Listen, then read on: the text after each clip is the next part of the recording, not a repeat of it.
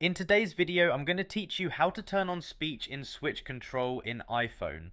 Alright, so I'm starting right here on my iPhone, and the first thing I'm doing is opening up the Settings app. I tap on that gear icon, give it a moment to load, and once I'm inside, I'm looking through the list of options on the screen.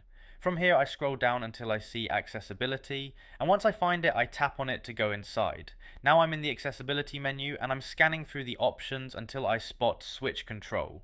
When I see switch control, I tap on it, and that takes me straight into the settings page for it. Alright, now that I'm here on the switch control screen, I start scrolling down through the available options. I keep moving down slowly until I find speech, and once I see it, I tap on speech to open that section. At this point I can see the toggle labeled speech, so I go ahead and tap the switch to turn speech on. The change happens immediately, so there's nothing else I need to confirm or save.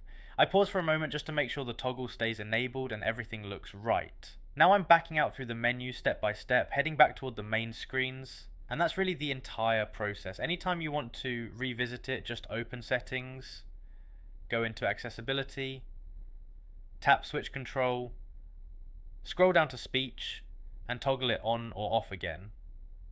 If I leave it enabled, I'll usually take a second navigating around just to feel comfortable with the change before moving on. It's simple to return here later and adjust it again if I decide I want something different. And that's all there is to it. You've now turned on speech in switch control on your iPhone, and once you've gone through it once, it becomes quick and easy to find and change whenever you need.